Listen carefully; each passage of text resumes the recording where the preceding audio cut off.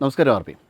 ട്രംപിൻ്റെ ഒരു വാർത്താ സമ്മേളനം, വളരെ വിശദമായിട്ടുള്ള ഒരു വാർത്താ സമ്മേളനം, പല സൂചനകളും നൽകുന്നുണ്ട്. അത് എനിക്ക് തോന്നുന്നു എല്ലാവരും കണ്ടിട്ടുണ്ടാവും, ഏകദേശം കുറച്ച് ആൾക്കാരെങ്കിലും കണ്ടിട്ടുണ്ടാവും. എന്തായാലും അത് ഭാവിയിലേക്കുള്ള സൂചനയാണ്. പല തരത്തിലുള്ള സംഭവ വികാസങ്ങളും ഇനി അങ്ങോട്ട് നടക്കാൻ പോകുന്നു എന്നതിനുള്ള വ്യക്തമായ സൂചനകളാണ് അതിൽ നിറഞ്ഞിരിക്കുന്നത് എന്ന് തോന്നുന്നു ആർ പി. തീർച്ചയായിട്ടും എനിക്കതിനപ്പുറം വേറൊരു കാര്യം കൂടെ തോന്നിയത് ആദ്യമേ പറയാം. അതായത് ശരിക്കും പറഞ്ഞു കഴിഞ്ഞാൽ പാകിസ്ഥാനിൽ നടന്ന 20-21 മണിക്കൂർ നീണ്ടു നിന്ന ഈ സമാധാന ചർച്ച, ആ ചർച്ച യഥാർത്ഥത്തിൽ പൊളിച്ചത് ട്രംപ് തന്നെയാണ് എന്നാണ് എനിക്ക് ആ പത്രസമ്മേളനം കണ്ടപ്പോൾ തോന്നിയത്. കാരണം ട്രംപിന് കൃത്യമായ ഉദ്ദേശമുണ്ട്. ഈ യുദ്ധം എവിടെ വരെ എത്തിക്കണം എന്നുള്ളത് കൃത്യമായ ഉദ്ദേശമുണ്ട്. അവിടെ വരെ ട്രംപ് ഇതിനെ കൊണ്ടുപോവുകയും ചെയ്യും. അതുകൊണ്ടാണ് ട്രംപ് യഥാർത്ഥത്തിൽ പാകിസ്ഥാൻ തിരഞ്ഞെടുത്തത്. ഇപ്പോൾ കേരളത്തിൽ ഇരുന്നു കൊണ്ട്, അല്ലെങ്കിൽ ഇന്ത്യയിലെ മറ്റു ഭാഗങ്ങളിൽ അത്രയില്ല, കേരളത്തിലാണ് ഏറ്റവും കൂടുതൽ അസുഖം. അതായത് പാകിസ്ഥാനാണ് വലിയ വൻ ശക്തികൾ തമ്മിലുള്ള ഒരു സമാധാന ചർച്ചയൊക്കെ പാകിസ്ഥാനാണ് നടത്തുന്നത്. ഭാരതം എവിടെ? ഭാരതം ചിത്രത്തിലില്ലല്ലോ, ഭാരതത്തിൻ്റെ പരാജയമല്ലേ എന്നൊക്കെ ചോദിച്ചു കഴിഞ്ഞാൽ ഭാരതത്തെ ഒരിക്കലും അങ്ങനെ ഒരു ചർച്ചയുടെ സ്ഥലമായിട്ട് ട്രംപ് തിരഞ്ഞെടുക്കത്തില്ല. കാരണം ട്രംപിന് വേണ്ടത് കഴുതകളെയാണ്. അയാൾ പറയുന്ന പണിയെടുക്കുന്ന കഴുതകളെയാണ് ആവശ്യം. എങ്ങനെ സമാധാന ചർച്ച കൊണ്ടുപോകണം, എവിടെ വെച്ച് അവസാനിപ്പിക്കണം, എവിടെ വെച്ച് അത് അട്ടിമറിക്കണം എന്നൊക്കെ ട്രംപ് നിശ്ചയിച്ചു കഴിഞ്ഞാൽ അത് ചെയ്യാൻ ട്രംപിന് ഏറ്റവും ഈസി ആയിട്ടുള്ളത് ഈ പറയുന്ന പാകിസ്ഥാനാണ്. ഒരു ടൂളാണ്. അവിടെ പാകിസ്ഥാനിലാണ് ചർച്ച നടക്കുന്നത് എന്നത് തന്നെ അമേരിക്കൻ പക്ഷത്തിന് അതൊരു വലിയ ഒരു മേൽക്കൈ നേടിക്കൊടുക്കുന്ന ഒരു ഘടകമാണ്. നിങ്ങൾ ഈ പാകിസ്ഥാൻ്റെ അടിമത്വം, അമേരിക്കയോടുള്ള അടിമത്വം എവിടെ വരെ എത്തി എന്നുള്ളത് മനസ്സിലാക്കണമെങ്കിൽ ഞാനൊരു ചെറിയ ഉദാഹരണം കൂടെ പറയാം. പാകിസ്ഥാൻ്റെ ഈ ഫീൽഡ് മാർഷൽ എന്ന് പറയുന്നത്, പലരും അദ്ദേഹത്തെ ഫെയിൽഡ് മാർഷൽ എന്ന് പറയുന്നുണ്ട്. അദ്ദേഹം പല ആൾക്കാരുടെ അടുക്ക പോകുമ്പോഴും യൂണിഫോം ഇട്ടുകൊണ്ടാണ് പോകുന്നത്. പല വിദേശ രാജ്യങ്ങളിൽ പോകുമ്പോൾ പല രീതിയിൽ, ഈവൻ വൈറ്റ് ഹൗസിൽ തുടക്കത്തിൽ പോയപ്പോഴും ഒരിക്കൽ യൂണിഫോം ഇട്ടിരുന്നു എന്നാണ് എൻ്റെ ഓർമ്മ. പക്ഷേ ഇപ്പോൾ JD വാൻസിനെ കാണുമ്പോൾ, പ്രസിഡൻറ്റ് ട്രംപിനെയൊക്കെ കാണുമ്പോൾ പുള്ളി സ്യൂട്ട് ഇട്ടിട്ടാണ് പോകുന്നത്. മറ്റൊരു രാജ്യത്തും അയാൾ ഇപ്പോൾ അത് ചെയ്യുന്നില്ല. എന്താണെന്ന് വെച്ച് കഴിഞ്ഞാൽ ഇവർക്കിഷ്ടമല്ല യൂണിഫോമിൽ വരുന്നതെന്ന് മനസ്സിലായ നിമിഷം ഇവരെ പ്രീണിപ്പിക്കാൻ വേണ്ടി യൂണിഫോം ഉപേക്ഷിച്ച ആളാണ് പാകിസ്ഥാൻ്റെ പട്ടാള മേധാവി. അങ്ങനെ പൂർണ്ണമായിട്ട് അടിമത്വത്തിൽ നിൽക്കുന്ന ഒരു രാജ്യത്ത് തന്നെയാണ് ട്രംപ് ഈ പരിപാടിക്ക് വേണ്ടി തിരഞ്ഞെടുത്തത്. അങ്ങനെ ഒരു തിരഞ്ഞെടുപ്പ് ഭാരതത്തിൻ്റെ കാര്യത്തിൽ അയാൾക്ക് സാധ്യമല്ല. അതുകൊണ്ട് സത്യം പറഞ്ഞു കഴിഞ്ഞാൽ നമ്മൾക്ക് അഭിമാനമാണ് തോന്നേണ്ടത്. നമ്മളെ ഇതിന് കിട്ടത്തില്ല എന്ന് ട്രംപിന് ബോധ്യമുള്ളത്. ബ്രോക്കർ നേഷൻ അല്ല. പക്ഷേ ഇവിടെ ഇരിക്കുന്ന മലയാളികളായിട്ടുള്ള പാകിസ്ഥാനി സ്നേഹികൾ, അല്ലെങ്കിൽ മോദി വിരോധം തലയ്ക്ക് പിടിച്ച്, മതഭ്രാന്ത് തലയ്ക്ക് പിടിച്ച് അത് രാജ്യവിരോധമായി മാറിയിട്ടുള്ള സുഡാപ്പികളെന്നൊക്കെ പലരും വിളിക്കുന്ന ആൾക്കാർ, ഈ സുഡാപ്പികളെന്ന് വിളിക്കുന്നവരെ നമുക്ക് യഥാർത്ഥത്തിൽ തിരിച്ചറിയാൻ സാധിക്കും. പക്ഷേ ഈ സുഡാപ്പികളല്ല എന്ന് അഭിനയിച്ചുകൊണ്ട് കിട്ടുന്ന അവസരത്തിൽ ഇന്ത്യക്കിട്ട് കൊട്ടാൻ ശ്രമിക്കുന്ന ചില മലയാളികളുണ്ട്. അങ്ങനെയുള്ള ചില ബുദ്ധിജീവികളൊക്കെ ഉണ്ട്. വാളും അസ്ത്രത്തെക്കുറിച്ചൊക്കെ സംസാരിക്കുന്ന കുറേ ആൾക്കാരുണ്ട്. അപ്പോൾ ഇവരൊക്കെയുള്ള മറുപടി ഇതാണ്: പാകിസ്ഥാൻ ഒരു വീക്ക് നേഷനാണ്, ഇവരുടെ കാൽച്ചോട്ടി കിടക്കുന്ന രാജ്യമാണ്. ആ രാജ്യത്ത് എന്ത് വേണേലും ചെയ്യാൻ ട്രംപിന് സാധിക്കും. അപ്പോൾ ആദ്യം എനിക്ക് പറയേണ്ട ഒരു കാര്യം ഇതുതന്നെയാണ്. ഈ വാർത്താ സമ്മേളനവും പ്രസിഡന്റ് ട്രംപിൻ്റെ ശരീരഭാഷയും അദ്ദേഹം പറഞ്ഞ കാര്യങ്ങളും നോക്കുമ്പോൾ യഥാർത്ഥത്തിൽ ഈ സമാധാന ചർച്ചയെ അട്ടിമറിച്ചത് ട്രംപ് തന്നെയാണ് എന്ന് വിശ്വസിക്കേണ്ടി വരും. തീർച്ചയായിട്ടും ആർ പി പറഞ്ഞ ഒരു കാര്യത്തിനോട് ഞാനും വിശ്വസിക്കുന്നുണ്ട്. കാരണം ട്രംപിന് ചില ഉദ്ദേശങ്ങളുണ്ട്. ഇത് വേറൊന്നുമല്ല, അമേരിക്കയുടെ കണ്ണിൽ ഒരു പൊടിയിടണം. കാരണം ട്രംപിൻ്റെ ഒരു വിശ്വാസ്യതയ്ക്കും അല്ലെങ്കിൽ ട്രംപിന് കിട്ടുന്ന ഒരു സപ്പോർട്ടിന് വലിയ രീതിയിലൊരു കുറവ് സംഭവിച്ചിട്ടുണ്ട്. രണ്ടാം വട്ടം പ്രസിഡൻ്റ് ആകുന്ന ആൾ എന്തായാലും മിഡ് ടേമിലേക്ക് വരുമ്പോഴത്തേക്കും ഇംപീച്ചൊന്നും ചെയ്യപ്പെട്ടില്ല, മിഡ് ടേമിൽ പരാജയപ്പെട്ടാലും. പക്ഷേ അവരുടെ ഒരു രീതി പ്രകാരം ഇതൊരു ലെയിം ഡക്ക്, ഒരു മുടന്തൻ താറാവ് എന്ന നിലയിലേക്ക് ആ പ്രസിഡൻ്റ് ഒരു രീതി മാറും.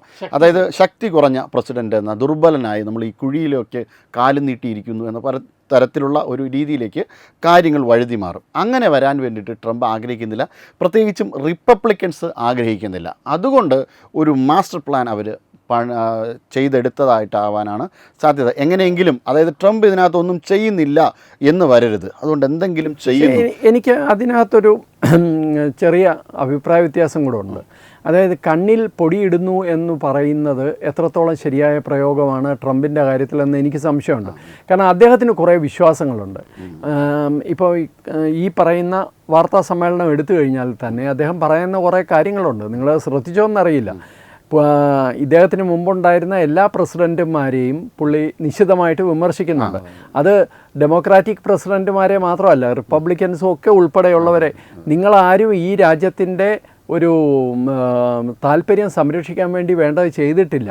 എനിക്ക് തൊട്ട് മുമ്പുണ്ടായിരുന്ന ആൾ ഇത്രയും ശക്തിഹീനായ ബലഹീനായ ഒരു വ്യക്തിയായിരുന്നു എന്നൊക്കെ പറയുന്നുണ്ട്. എന്ന് മാത്രമല്ല, ഇത് നമ്മൾക്ക് മുൻകൂട്ടി കണ്ടുകൊണ്ട്, അപകടം മുൻകൂട്ടി കണ്ടുകൊണ്ട് ഈ രാജ്യത്തെ സുരക്ഷിതമായി വെക്കാനുള്ള പണിയാണ് ഞാനിപ്പോൾ ചെയ്തുകൊണ്ടിരിക്കുന്നതെന്നാണ് ട്രംപ് അവകാശപ്പെടുന്നത്. ട്രംപ് പറയുന്നേ ഒസാമ ബിൻ ലാദനെ ഈ പറയുന്ന ട്വിൻ ടവർ ആക്രമണത്തിന് 1 വർഷം മുമ്പ് അയാളെ തീർക്കണമെന്ന് ആവശ്യപ്പെട്ട് ട്രംപ് എഴുതിയിട്ടുണ്ടായിരുന്നു എന്നാണ് അദ്ദേഹം അവകാശപ്പെടുന്നത്. അന്ന് അങ്ങനെ ചെയ്തിരുന്നെങ്കിൽ ഒരുപക്ഷെ ഈ 26/11 ഉണ്ടാകില്ലായിരുന്നു എന്നാണ് അദ്ദേഹം പറയുന്നത്. ഇതുപോലെ വെനിസുലയിൽ ഇടപെട്ടതിനെ വലിയ സംഭവമായിട്ടാണ് പറയുന്നത്. ഞാനിങ്ങനെ 10 മിനിറ്റ് കൊണ്ട് പരിപാടി തീർത്ത് ഞങ്ങളിങ്ങി പോന്നു. വെനിസുല യഥാർത്ഥത്തിൽ ആഗ്രഹിക്കുകയായിരുന്നു, എൻ്റെ ഇൻ്റർവെൻഷൻ ആഗ്രഹിക്കുകയായിരുന്നു. വെനിസുലയിലെ ഇപ്പോഴത്തെ സർക്കാർ എന്നോട് പരിപൂർണ വിധേയത്വമുള്ളവരാണ് എന്നൊക്കെയാണ് അദ്ദേഹം പറയുന്നത്. ഇത് തന്നെ അദ്ദേഹം ഇറാൻ്റെ കാര്യത്തിലും പറയുന്നുണ്ട്. ഇറാനിൽ ഞങ്ങൾ താമസിക്കുന്നതിൻ്റെ തൊട്ടടുത്ത് ബോംബ് വീണാലും ആൾക്കാർ വീണ്ടും വീണ്ടും പറയുകയാണ്, ഇവിടെ ബോംബിടൂ, ഇവിടെ ബോംബിടൂ എന്ന് പറയുകയാണ്. ഇതൊക്കെ ഒരു കോമാളിത്തരമാണ് എന്ന് നിങ്ങൾക്ക് തോന്നുന്നുണ്ടാവും. പക്ഷേ ഈ കോമാളിത്തരത്തിൻ്റെ പിന്നിൽ വളരെ കൃത്യമായ ഒരു പദ്ധതിയുണ്ട്. ഇദ്ദേഹം മാർപ്പാപ്പയെ വിമർശിച്ചത് മനസ്സിലാക്കാം, പക്ഷേ കൃത്യമായിട്ട് ഇദ്ദേഹം റഷ്യയെയും ചൈനയെയും ഉന്നം വെക്കുന്നുണ്ട്.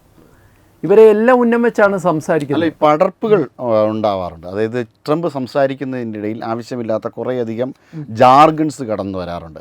പക്ഷേ അതിനിടയിലും ട്രംപ് ചില കാര്യങ്ങൾ പറയാറുണ്ട്, ചില കാര്യങ്ങൾ പറയേണ്ടത്. ആ കാര്യമാണ് നമ്മൾ പ്രധാനമായിട്ടും ശ്രദ്ധിക്കേണ്ടത്.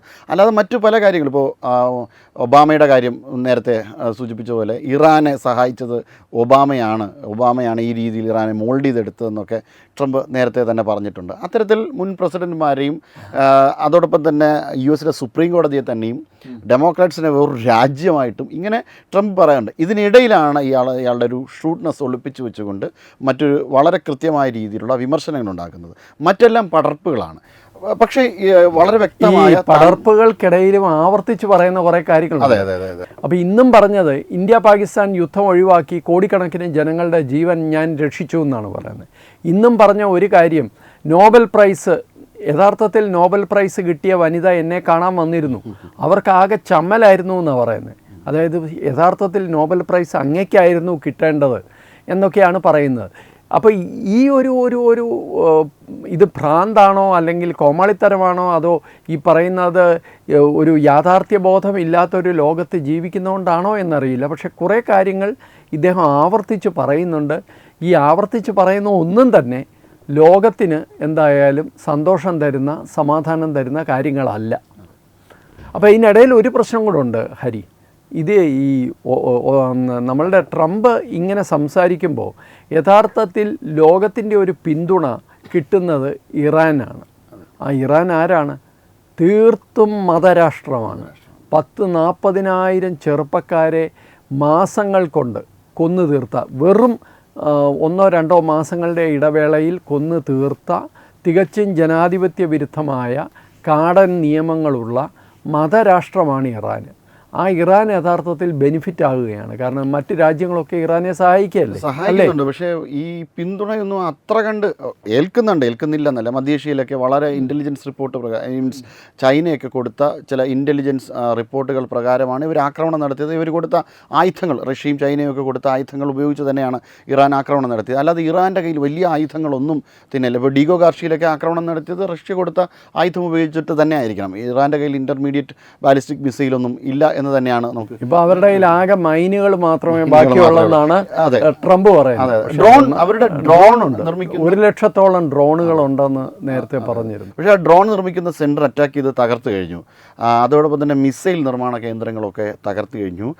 അത് ഇറാനെ സംബന്ധിച്ച് നമ്മൾ കണക്ക് കൂട്ടി നോക്കിക്കഴിഞ്ഞ് കഴിഞ്ഞാൽ ഇറാൻ്റെ സ്റ്റീൽ ഫാക്ടറീസ് തകർത്തു, സിമെൻറ്റ് ഫാക്ടറീസ് തകർത്തു, ഖരാജ് പാലം തകർത്തു, ഫാർമസ്യൂട്ടിക്കൽസ് കമ്പനീസ് തകർത്തു, കാർഗിൽ കടന്നു കയറി എണ്ണക്കിണറുകൾ ആവർത്തിച്ച് തകർത്തു. അങ്ങനെ ഇറാൻ സത്യത്തിൽ ഒരു ശൂന്യമായിരിക്കുകയാണ്, ഏറെക്കുറെ ശൂന്യമായ അവസ്ഥയിലാണ് ഇപ്പോഴുള്ളത്.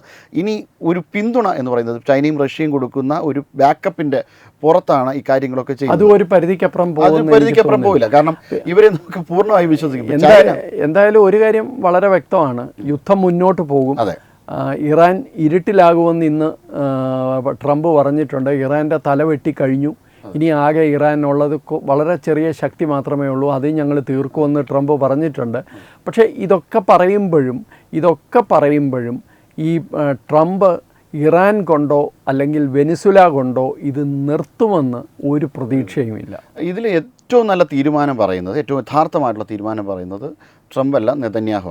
നെതന്യാഹു വളരെ കൃത്യമായിട്ട് ഈ കാര്യങ്ങൾ പറഞ്ഞു. ആദ്യം തന്നെ ഈ പീസ് ബോർഡിൽ പാകിസ്ഥാനെ വിളിച്ചുകൊണ്ട് വന്നപ്പോൾ തന്നെ പറഞ്ഞു, ഇവരെ ഞങ്ങൾക്ക് അവിടെ ആവശ്യമില്ല, ഈ ഒരു ഭീകരവാദ രാജ്യം കൊണ്ട് അങ്ങോട്ട് വരേണ്ട കാര്യമില്ല, നിങ്ങളുടെ വേലക്കാരെയും കൊണ്ട് നിങ്ങൾ പോകുന്ന രീതിയിൽ തന്നെ ഇസ്രായേൽ പറഞ്ഞു. ഭയങ്കര നാണക്കേടാണ് പാകിസ്ഥാൻ ഉണ്ടായിരിക്കുന്നത്. പക്ഷേ അത് നമ്മുടെ പാകിസ്ഥാൻ സ്നേഹികൾ അത് മനസ്സിലാക്കുന്നില്ല എന്നുള്ളതാണ്.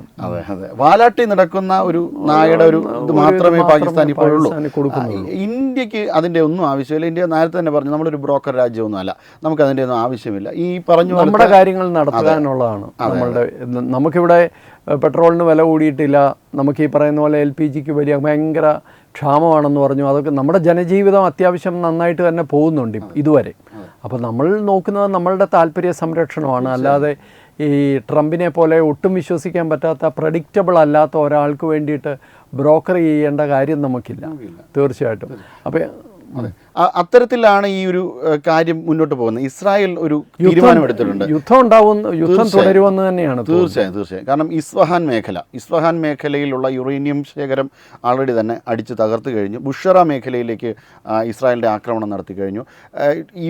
ഇറാനോട് ഇപ്പോൾ പറഞ്ഞിരിക്കുന്ന ഏറ്റവും പ്രധാനപ്പെട്ട കാര്യം, നിങ്ങൾ യുറേനിയം നിക്ഷേപം അമിതമായ രീതിയിൽ നടത്തരുത് എന്ന് പറഞ്ഞിട്ടുണ്ട്. പക്ഷേ അങ്ങനെ നടത്തരുത് എന്ന് പറഞ്ഞപ്പോൾ ഇവരൊരു 5 ഇന സാധനങ്ങളുമായി, 15 ഇന അങ്ങോട്ട് പറഞ്ഞപ്പോൾ ഒരു 5 ഇന സാധനങ്ങളുമായിട്ട് മുന്നോട്ട് വന്നു. ഇവരൊരു രീതിയിലും അടുക്കുന്നില്ല. ഇവരുടെ ഒരു വിശ്വാസം എന്ന് പറഞ്ഞു കഴിഞ്ഞാൽ ചൈനയും റഷ്യയും എന്ത് വന്നാലും എല്ലാ സമയത്തും കൂടെ ഉണ്ടാവുമെന്നാണ്.